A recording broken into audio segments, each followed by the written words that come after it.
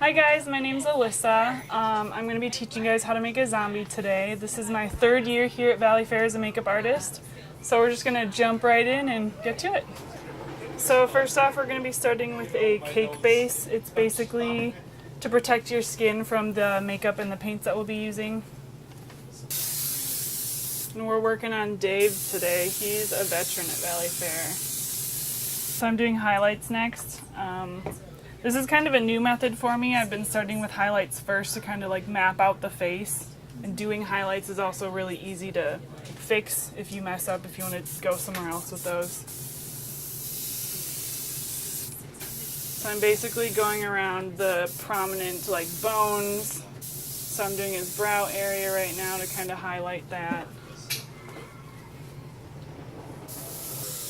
And we always try to push like the contrast, so bright brights and like dark darks. Just in the mazes at night, it's harder to see that. So when you have the really hard contrast, it's really pops inside there.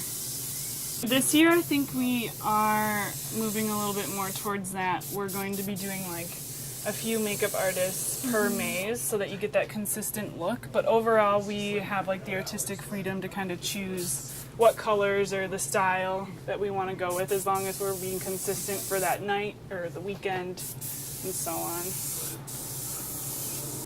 I mean, the green zombie really has that rotting flesh look that people are like, oh my gosh, she's so gross, you know.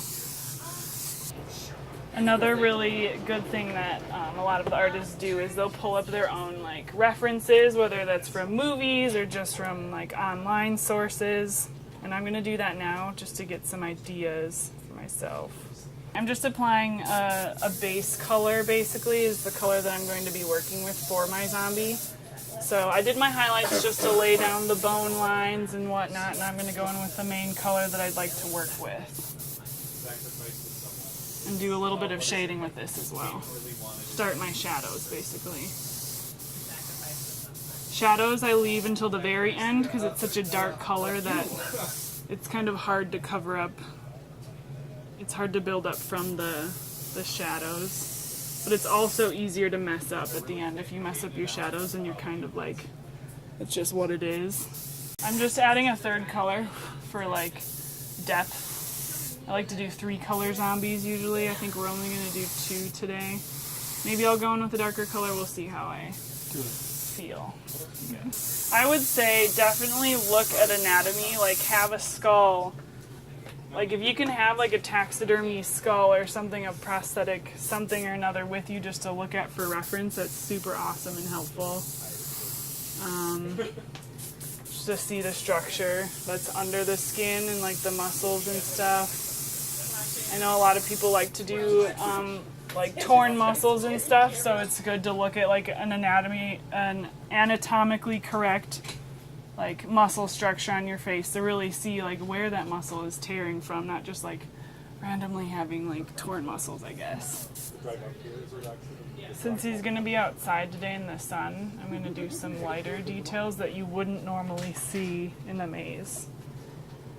And accenting and or creating your own wrinkles is also a really good way to change the look of someone's face.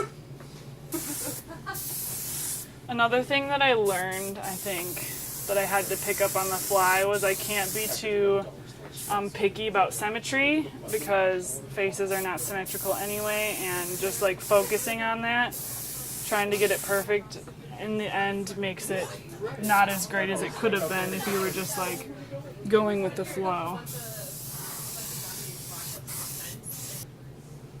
Cream is really good for pesky areas that like over your natural, like his eyelids. Sometimes people who are really big smilers, the airbrush makeup will just naturally like flake away in those areas, so creams are good for keeping the color there.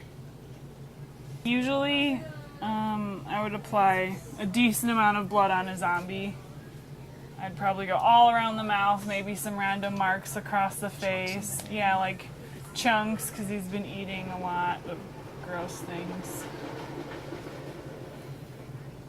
We're not using blood today because the event is kind of kid-friendly for the most part, and we don't want this to be so scary that they're just going to run away crying and have a bad time at the event. I'm just adding some final highlights.